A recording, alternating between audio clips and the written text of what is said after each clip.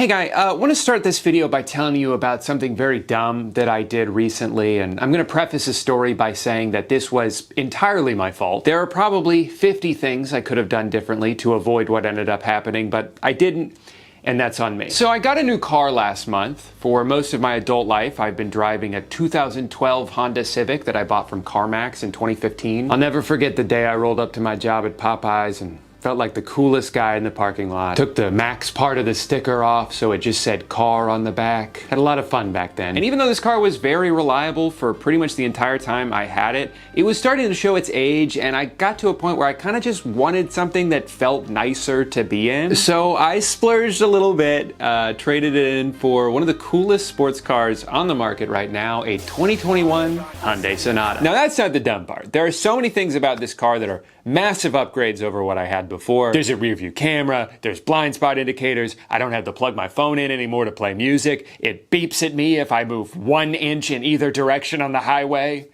It's a great car. But there are also things about cars made in the past decade that aren't necessarily better, they're just different. For one, why as a society did we get rid of the Prindle? I have spent the past 15 years of my life building the muscle memory of yanking around my car's joystick to tell it where to go, and now it's just buttons? And I don't have the muscle memory for that. I'm starting to develop some due to time passing, but for the first couple weeks I owned this car, I would have to stop looking this way so I could look down and see where the backwards button is. So that brings me to my story. 6 days after I bought this car, I was leaving a U-Haul storage facility and the exit gate was open. Now I've been there enough to know that sometimes, even though the exit gate is supposed to close, it'll just not. So I gave it a couple seconds, decided, yeah, it's gonna stay open, and started driving forward. And you will never guess what happened the exact moment I made that decision. Yeah, gate started closing. So naturally I'm like, uh-oh, this gate is going to hit my new used car.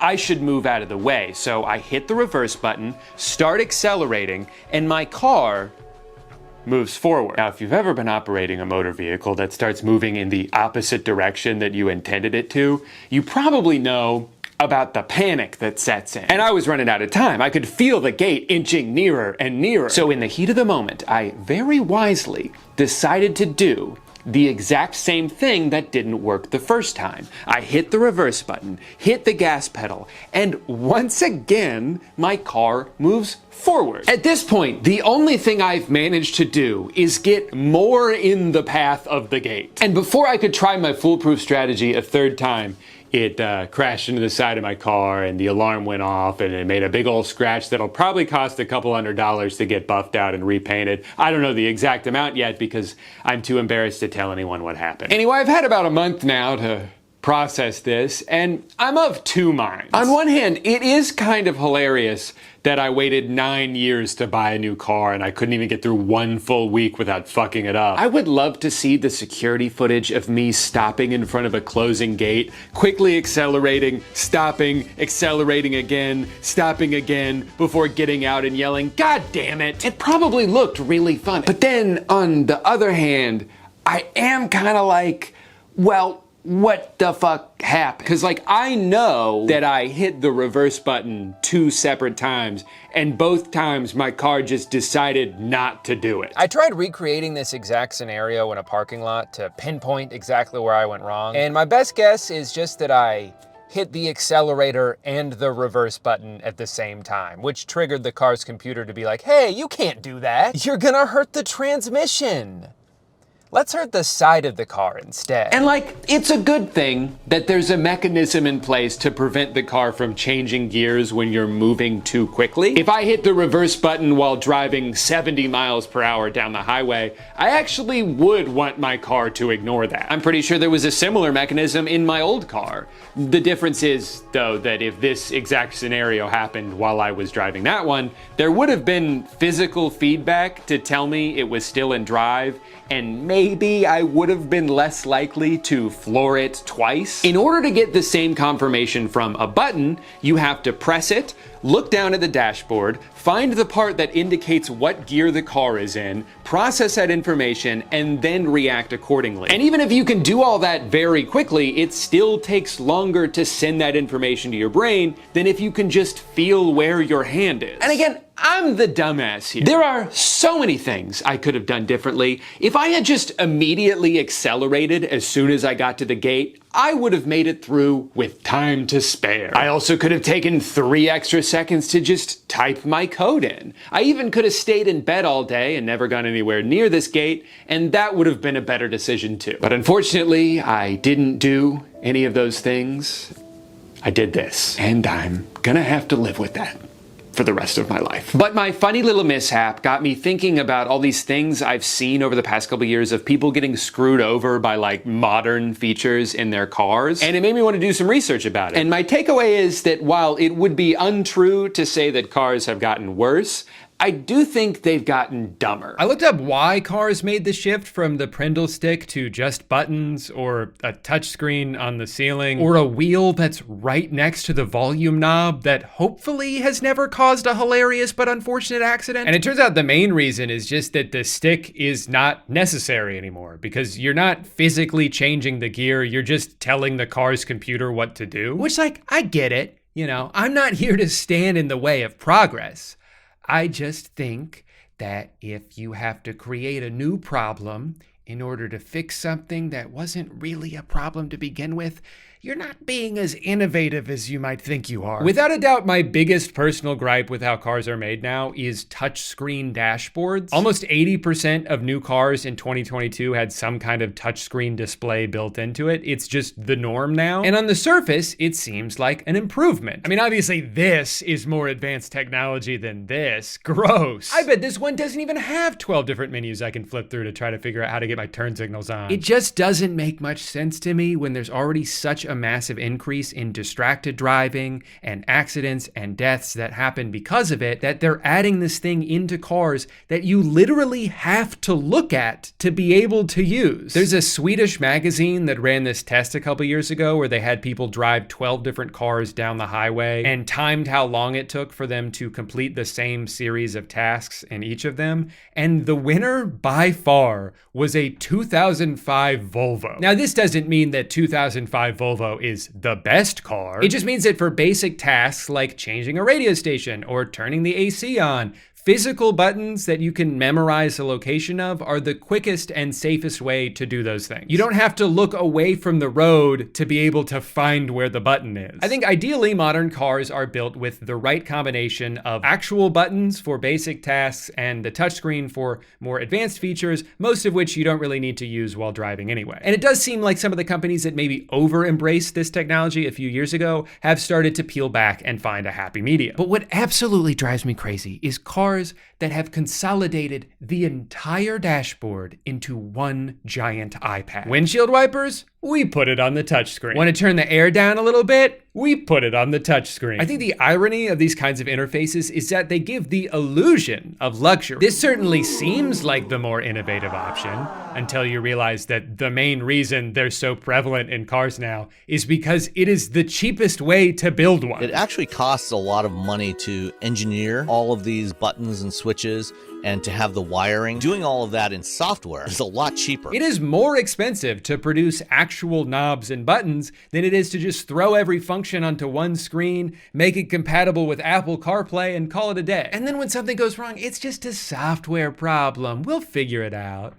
Or maybe we have to replace the entire thing and it's gonna be $4,000. Who's to say? And I didn't even mention the fact that if the screen does end up malfunctioning in a car that's entirely reliant on it, it's not just a minor inconvenience, it means you can't drive the car until it gets fixed. Some of the extra hoops I've seen people have to jump through in order to accomplish basic tasks now are mind-boggling. You know how sometimes you have the AC on, but it ends up blasting right into your hand, so you have to reach over and change the direction of the vent? Well, that's fucking dumb, okay? That's how a caveman would do it. It makes way more sense to go on over to the car tablet, find the AC control button, select the air vent you want to change, and then drag it where you want it to go, all while barreling through a school zone. While watching a bunch of videos of car dashboards, I happened upon this 1989 Toyota, and there's something so beautiful about it. Look at that subtle burgundy interior, the tasteful thickness of those buttons.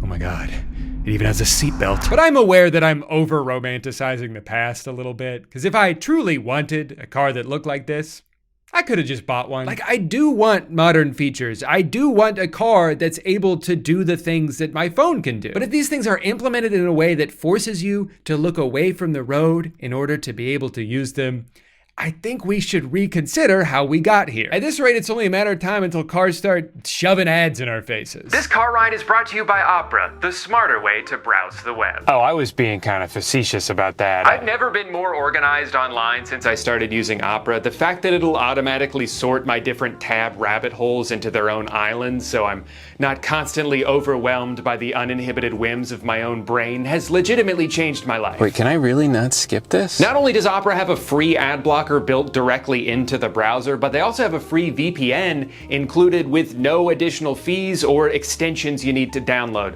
When I told my grandpa, he couldn't believe it. You know, back in my day, you had to pay good money for a VPN. Now they're just giving them away for free. I'm just trying to use the GPS, man. And on top of being more functional and more secure, I think Opera just looks better. I love that you can have an animated wallpaper as the background of your homepage. I love that you can pin the sidebar if you want to keep an Instagram or TikTok page open, or have it close automatically if you're trying to get work done and need to keep the endless scroll at arm's length. There's even a battery saver feature you can toggle on and off that'll help you get the most out of your laptop before having to get up and finally charge it. That does sound pretty useful, actually. Upgrade the way you use the internet, download Opera for free using my link in the description. If you scroll too far, don't worry, it's also in the pinned comment. Thank you to Opera for sponsoring today's video. Wow, I'm convinced. I'm going to download Opera on my computer and smartphone today.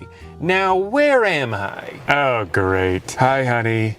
Yep, I drove into the ocean again. Cars have been around for about 100 years now, and it kind of seems like maybe we figured out the best way to make them and ran out of ways to meaningfully innovate. But that doesn't really work when you're trying to get people to buy a new one every single year, so you have to find something you can add to make it seem like there's been a big improvement. Things like door handles that retract into the car, which I guess is cool. I don't know if I've ever thought of the handle sticking out 3/4 of an inch as being an issue, but I'll admit it adds some sleekness to the car, and it's not like it's making things worse, right?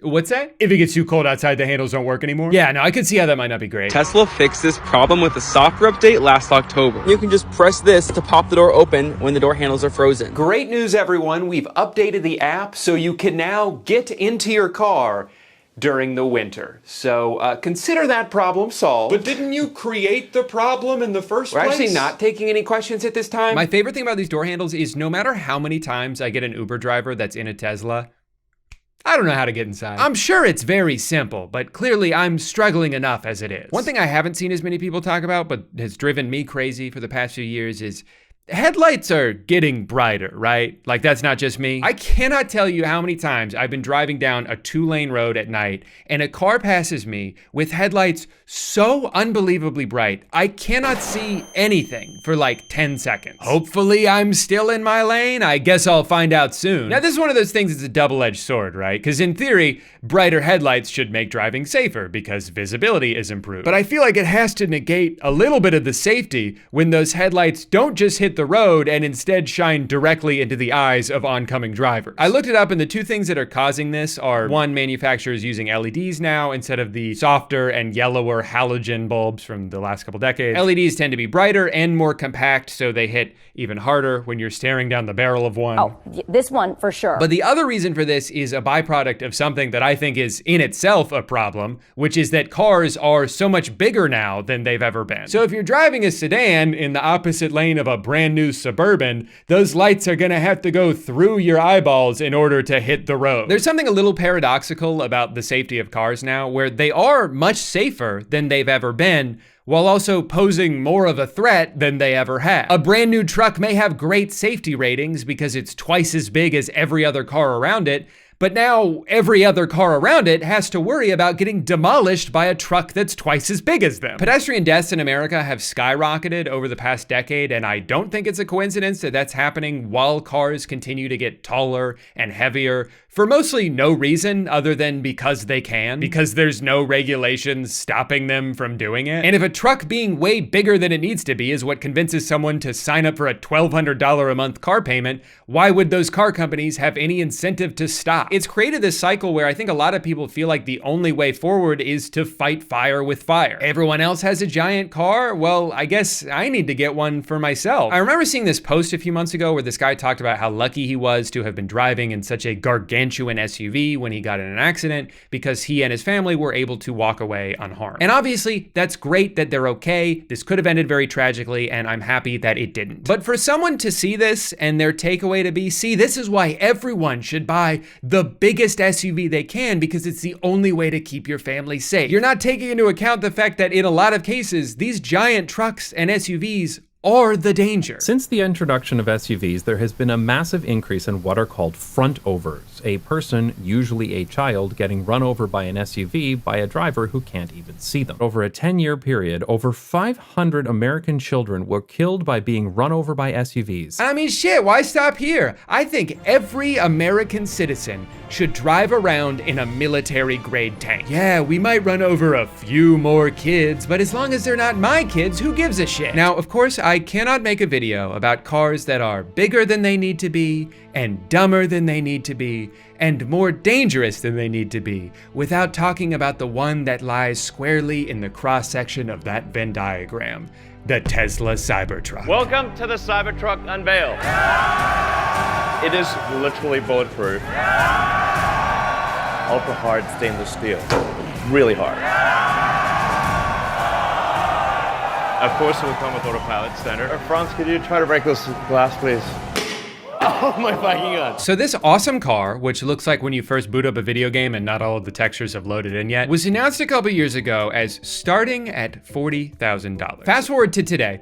Anyone who is driving one of these right now, the bare minimum that I've seen any of them spend 100 grand. One of the biggest reasons for this absolutely bonkers price jump is this $20,000 foundation fee. That's right, there's an additional fee tacked on that is almost as much as what I spent on my entire car. So you're probably dying to know what that bonus gets you. Well, some people who paid for it don't even seem to know. $20,000 for it being a foundation series. Now, I don't know what that really means or anything, but yeah, I paid it because I wanted the truck. So at first I thought it was just that it says the word foundation on it, which would be really funny. But apparently most of what that fee is meant to be attributed to is the self-driving feature that you would otherwise have to pay a separate monthly fee to access. Of course, it will come with autopilot standard. Now, one tiny little thing to note about this feature is that it is not available yet, and no one can even hazard a guess as to when it will be. So as it currently stands, the only thing this $20,000 fee gives you is priority access to a car that's littered with problems.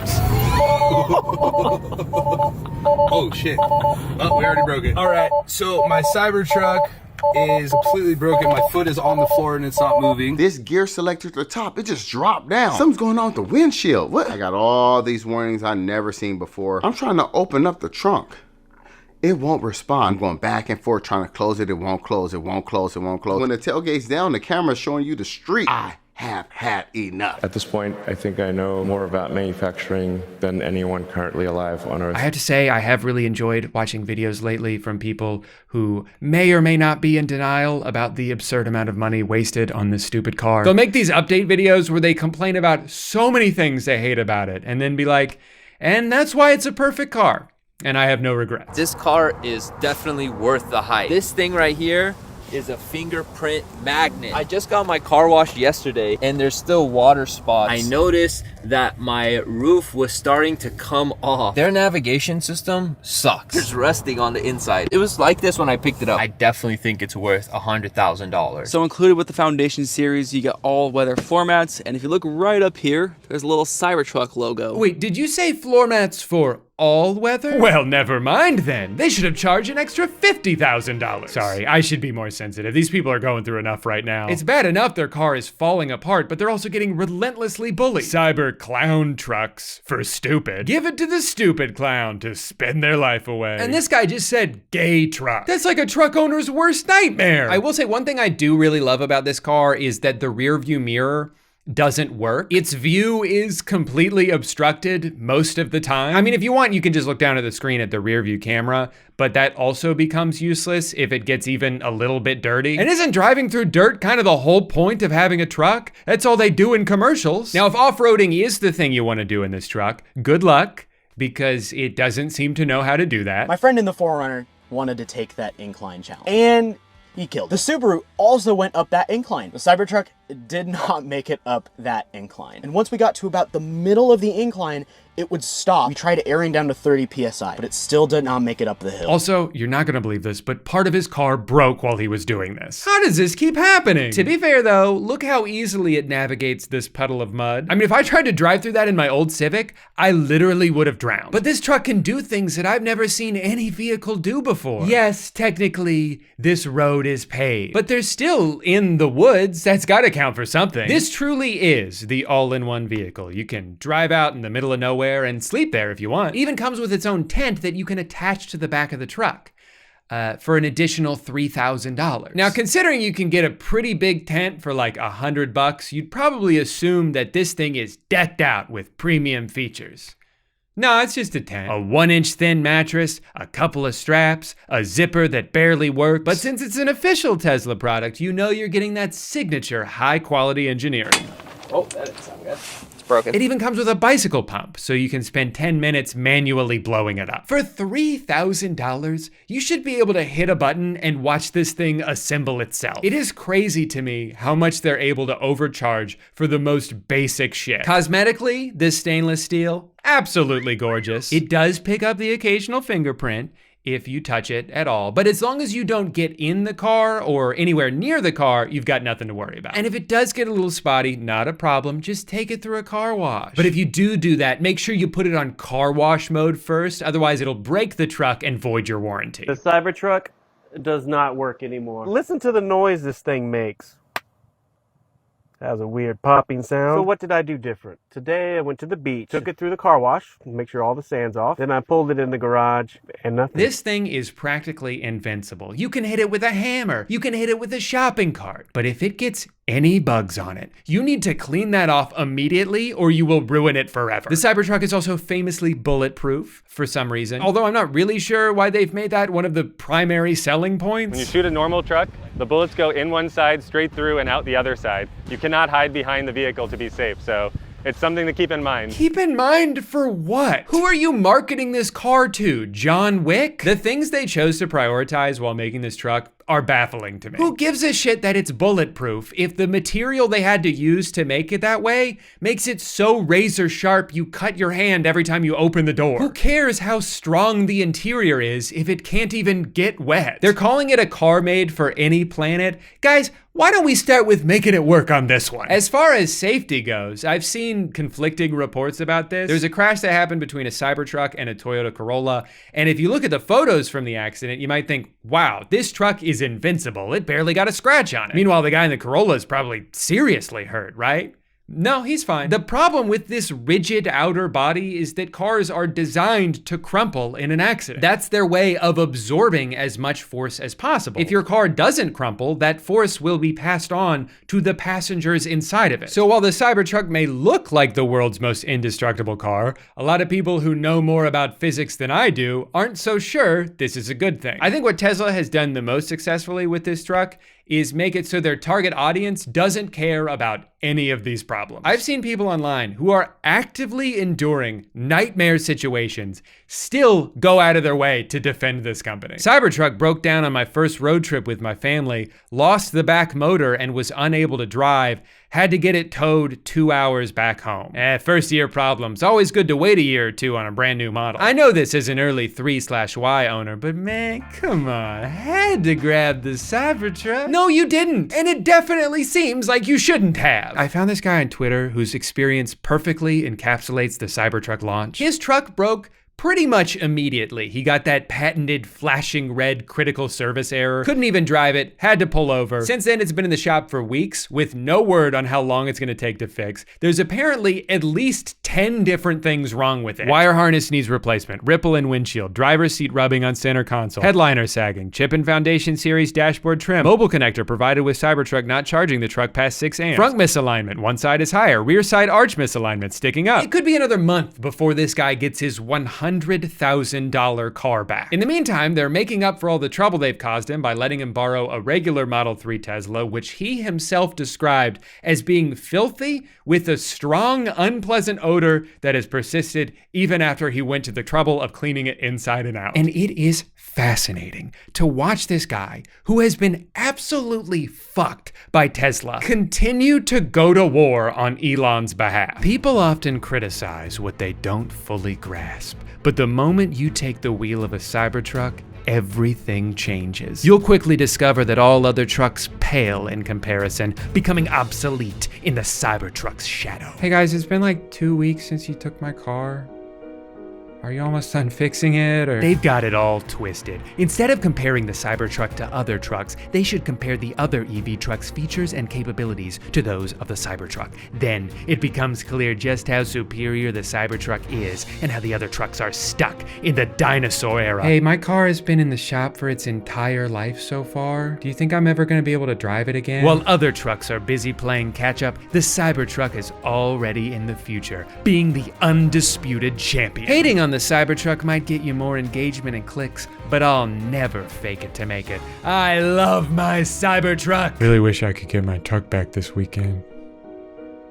Still no update. Dude, if I was this guy, I would be furious. He has every right to be pissed off here, but he seems to be more mad at the people telling him he's been scammed than at the company that actually scammed him. I've spent so much time this month watching videos of people driving this car and talking about this car and hating on this car, but at the end of the day, it's not fair for me to fully judge something that I've never even seen in person, let alone actually driven. Sure, I can pick and choose clips that fit the argument I'm trying to make, but can I really condemn something I've never even stepped foot inside? No. But then I found out there's an app you can use to rent other people's cars for a day, so I spent $700 to pretend I own a Cybertruck. Love that sound. This is my nightmare. Everything on this screen, nothing's here. I don't like how many buttons I have to press to like turn the AC off. For a truck as big as this is, I don't love how sensitive everything is. The steering wheel, you barely have to turn it. You don't need to brake. I instinctively, when I'm slowing down, I want to take my foot off the accelerator and brake, but it brakes when you let go of the accelerator, so it's like really jerky. I guess I would get used to that if I drove it more often, but so far it's just like, I feel like I'm really drawing a lot of attention to myself. Going to a Costco parking lot, probably a bad idea. Everyone is turning and looking. When I drive, I do not want to be perceived or looked at. That guy right there is stopping to look at us right now. Another Tesla is looking at us. He's like, ah, my big brother. When we got inside Costco though, something weird happened. People stopped looking at me. I had to get out of there as soon as possible. Look at all these normies. Only I'm in the Cybertruck.